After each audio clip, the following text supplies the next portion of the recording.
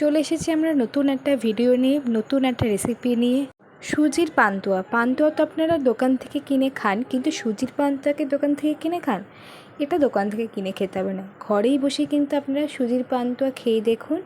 দোকানে গিয়ে আর পান্তুয়া কিনতে হবে না। দেখতে থাকুন তাহলে রেসিপিটা।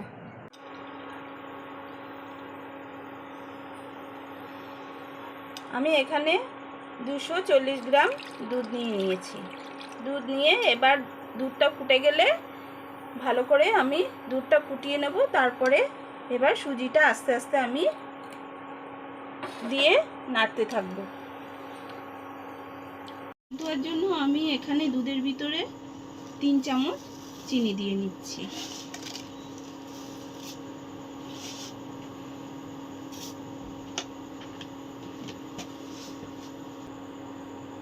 চিনিটা গুলে গেলে আমি ভালো করে সুজিটা ঢেলে দিয়ে ভালো করে নেড়ে নেব।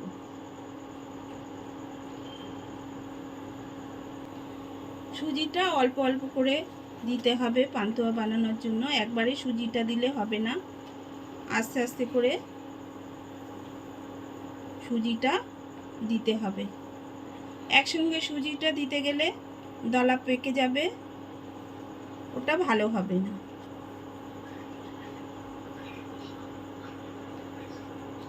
এইভাবে দিতে দিতে সুজিটাও সিদ্ধ হয়ে যাবে ভালো করে।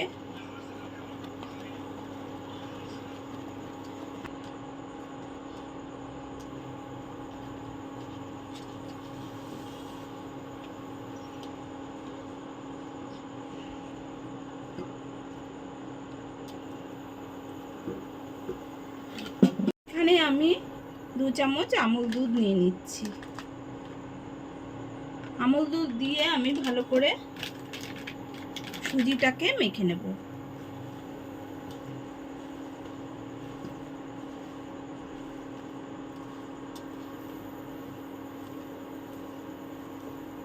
ভালো করে সুজিটাকে মেখে নিতে হবে।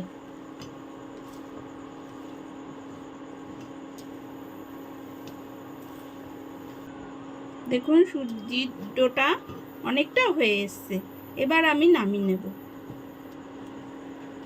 পান্তুয়া বানানোর জন্য আমি সুজির ডোটা তুলে নিয়েছি, ঠান্ডা হয়ে গেছে। এবার আমি আর 1 চামচ আমুল দুধ দিয়ে ভালো করে মেখে নেব।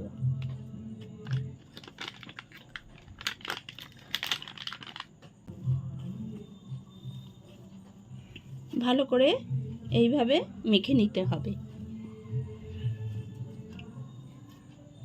একটু গরম গরম মাখতে হবে।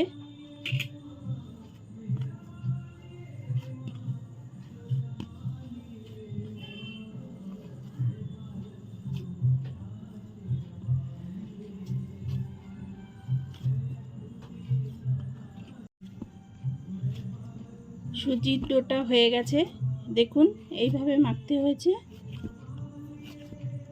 এবার আমি গোল গোল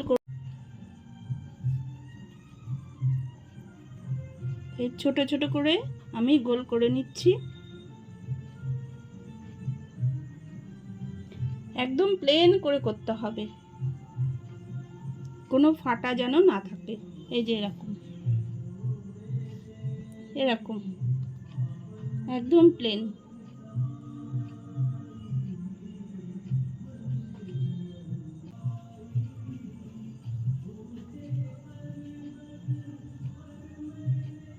দেখুন এইভাবে করতে হবে। দেখুন আমি সবকটা পান্তুয়ার আকার করে নিয়েছি। এবার আমি ভেজে নেব তেলে। এখানে 200 গ্রাম চিনি দিচ্ছি।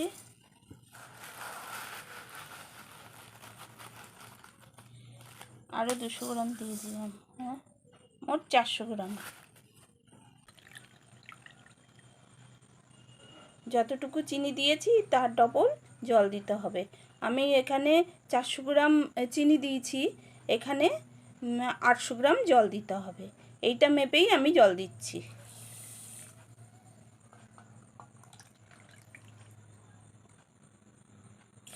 মেজারিং কাপের 4 বার জল দিলেই হয়ে যাবে। 2 বার দিয়েছি, আরও 2 বার দিয়ে দিলাম। এই 4 কাপ জল দিয়ে দিলাম। এবার আমি জলটাকে ভালো করে চিনি রসটা করে নেব। 3-4 মিনিট ফোটালেই হয়ে যাবে। করো। পান্তুয়া বানানোর জন্য আমি চিনি রস বসিয়ে দিয়েছি, মাপটা তো বলেই দিয়েছি। এবার তার ভিতরে 2টো এলাচ ফাটিয়ে দিয়ে দিলাম। চিনিটা গলা অপেক্ষা 3-4 মিনিট চিনিটা গলে গেলেই হয়ে যাবে। একটু জাল দিতে হবে। পান্তুয়া বানানোর জন্য রসটা ঘন করার দরকার নেই, পাতলা রসটাই দরকার।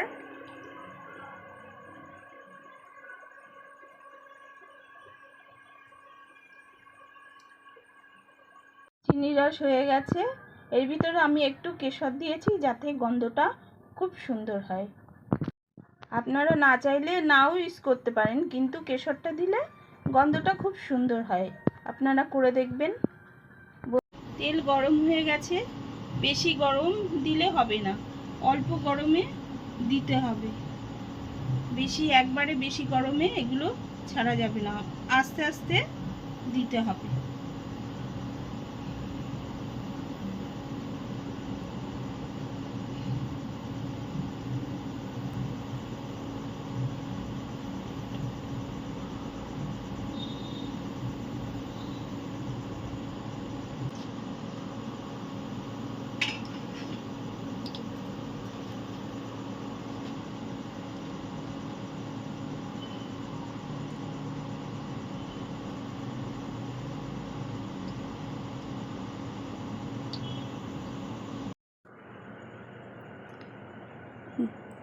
পান্তুয়া দেখুন ভাজা হয়ে গেছে। এইভাবেই লাল লাল করে পান্তুয়া ভাজতে হবে, আর নালে পান্তুয়া এইভাবে না ভাজলে হবে না, একটু লাল লাল করে ভাজতে হবে। পান্তুয়া ভাজা হয়ে গেছে। এবার আমি তেল থেকে তুলে এবার আমি রসে ফেলছি। রসে ফেলে এবার আমি 2 মিনিট আমি একটু জাল দিয়ে নেব রসে ফেলে, তাহলেই পান্তুয়া রেডি।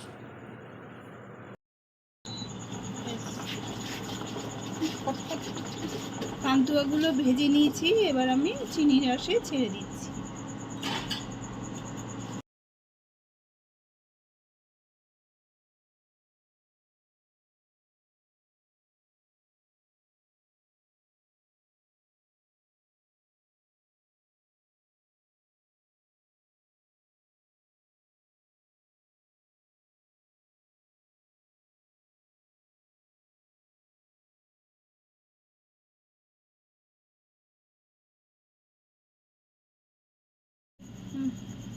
হয়ে গেছে পান্তুয়া, এবার আমি নামিয়ে নিচ্ছি।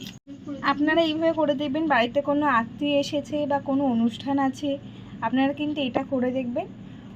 একদমই খাটনি নেই বা ছানা জোগাড় করতে হবে এরকম নয়। সুজির পান্তুয়াও কিন্তু দারুণ হয়, দারুণ হয়। আপনারাও কিন্তু এটা করে দেখবেন, না করলে কিন্তু মিস করবেন এই পান্তুয়াটা, সুজির পান্তুয়াটা।